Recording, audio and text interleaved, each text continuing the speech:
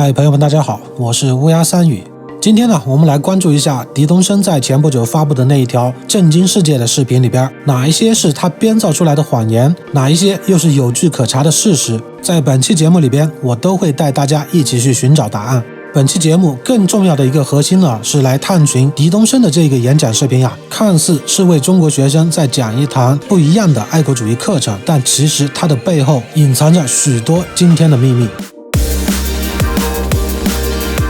2015年习近平访美的前夕，为了给习近平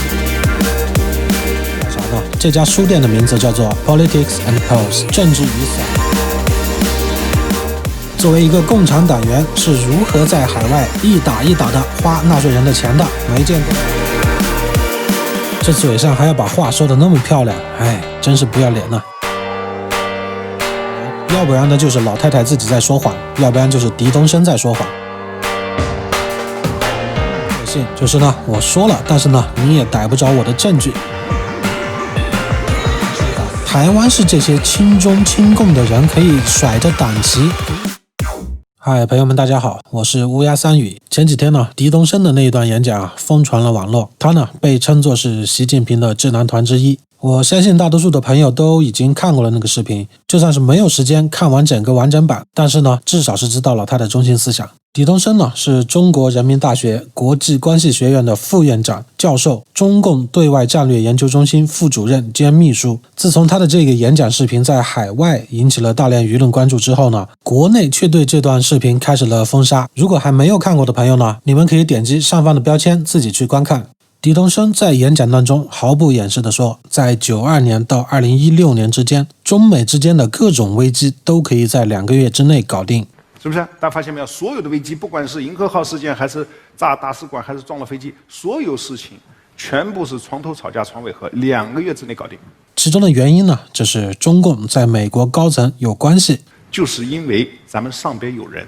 这个视频从11月30号开始在网上传播以后，还被川普总统转了推。而且呢，狄东升在演讲当中讲了一个书店的故事。这个事情是2015年习近平访美的前夕，为了给习近平访美造势，所以呢就在华盛顿 DC 联系了一个比较知名的书店。根据我自己的后续调查呢，这家书店的名字叫做 Politics and Pearls 政治与散文书店。在这里呢，他们打算为习近平治国理政英文版这本书做一个新书发布会。到时候呢，这些华侨商会都派人过来，张灯结彩的，热热闹闹的买一买书，然后呢再去吃一吃饭，对吧？也不枉狄东升这一行人辛苦一场。后来呢，就像狄东升自己描述的一样，书店老板呢因为不太待见这帮共产党，所以呢就找了一个理由，说当天书店已经被预定了，就请他们一行人离开。结果那个书店老板很傲娇，说抱歉，接待不了。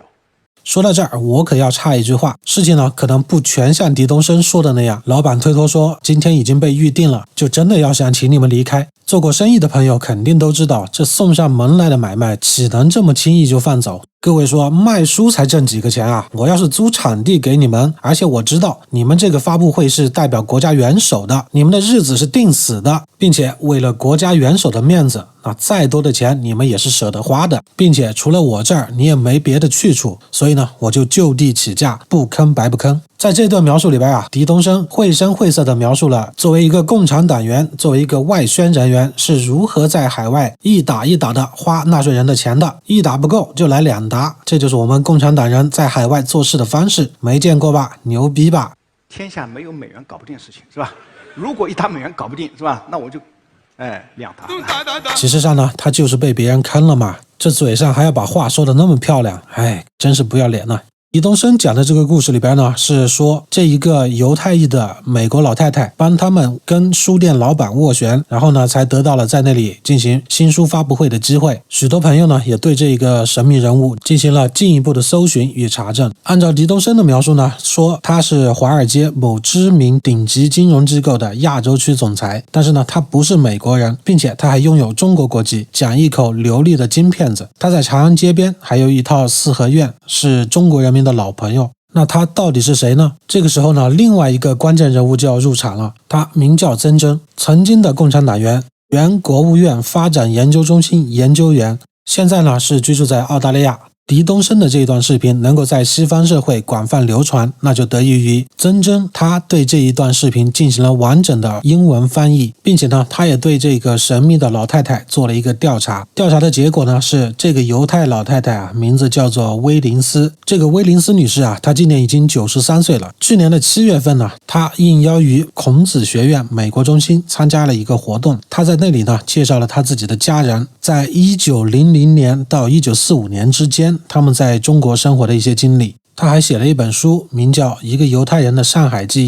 忆：1927到1952》。经过进一步的调查呢，我找到了如下的一些信息。威林斯呢是1927年出生于上海，他的父母呢是来自俄罗斯的犹太人。他从小在上海的法租界长大，后边呢在一所法国的学校接受了教育。他呢经历了国民党的统治，第二次世界大战，然后呢还经历了国共内战。他直到1951年才离开了中国，后边呢移民到美国，获得了波士顿大学的法国文学博士学位，并且任教于波士顿学院和麻省理工学院。现在呢已经退休。按照狄东升的描述呢，这位老太太她有中国的国籍，甚至还有北京的户口，但是呢，中国呢是不承认双重国籍的。老太太在她的书里边也明确的说了，她很长一段时间都是无国籍的状态，并且呢，中国政府也并没有给她身份，所以呢，她最后才来到了美国。基于老太太是1921年就出生在了上海，那所以说这也从侧面印证了狄东升没有说完的那半句话。当然再说下去可能政治不正确了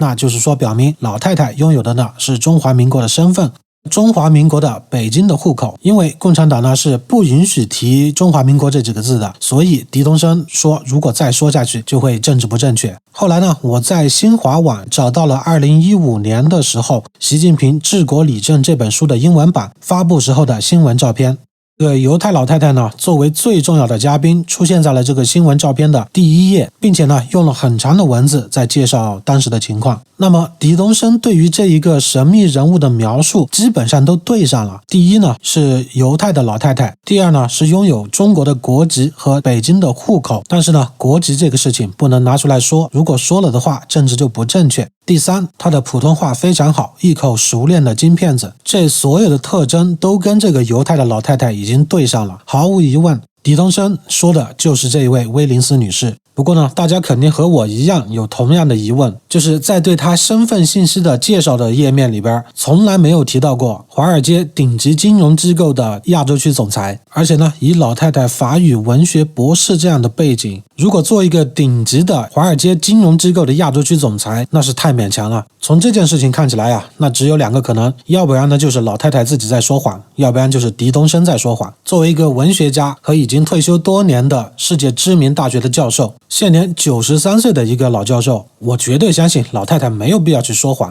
因为对她没有任何好处。经过进一步的调查呢，我搜索到了老太太的个人页面，还有一段关于她自己写的个人履历。在里边呢，她简略的介绍了自己的工作经历，除了前边我已经提过的她在大学里边任教以外，他还介绍他搬到华盛顿 DC 以后，他呢是为美国国际和平开发署工作，这是一个美国的政府部门。并且呢，最后他还介绍了当他退休以后他的生活，他就是在世界各地航行的邮轮上边举办关于历史和文化的讲座。在他所有的履历里边只字未提他曾经为某一个金融机构服务过。所以呢，只有一个结果，就是狄东升在说谎。经过我这5分钟的调查，已经完全的证明了狄东升说的话是不可以被相信的。首先，中国共产党拿着纳税人的钱一打不行，那就再来2打，去租一个什么破书店，你说那经过人民同意了吗？共产党会干这样的事情吗？不会的，是吧？因为共产党他们自己都说自己是廉洁奉公、一心为民的一个党，怎么能这样像一个傻逼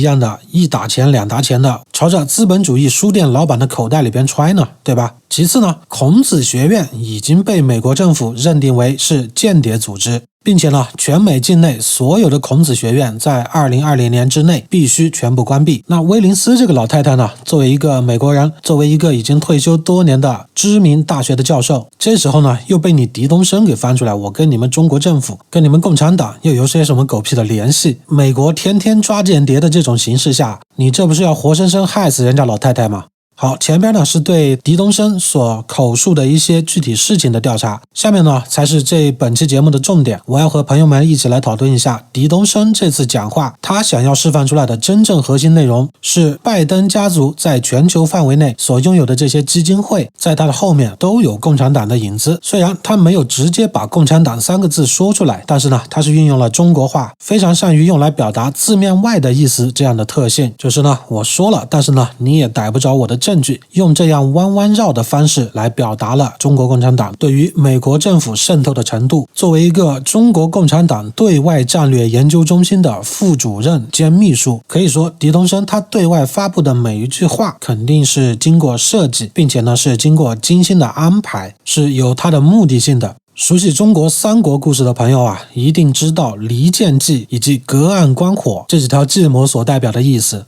离间，他要离间谁？那当然是离间美国。离间美国的人民，利用因为大选而产生的人民对于不同政党的支持而产生的这样的矛盾和冲突，让他们自己从内部就开始乱起来，甚至呢是打起来。首先呢，我要抛出一个观点，可能有一些比较死忠的川粉肯定不同意，但是呢，我的观点是基于事实的判断。首先呢，是第三方力量去干扰大选的结果，就比如说共产党直接干预了竞选，这是许多的中国人都相信的事情。但是呢，我要说的是，共产党他连台湾竞选都没有办法去干预，都没有办法把韩国瑜送上总统的宝座上，而且呢，事后韩国瑜还被搞得那么臭。台湾是什么地方？台湾是这些亲中亲共的人可以甩着党旗，可以甩着5星红旗在街上游行的地方。在这么一个离东南沿海200-300公里的台湾，你中国共产党都搞不定人家的竞选，你还要说你有本事来搞美国？自己有几斤几两没有掂量过吗？说出来不怕人家大牙笑掉吗？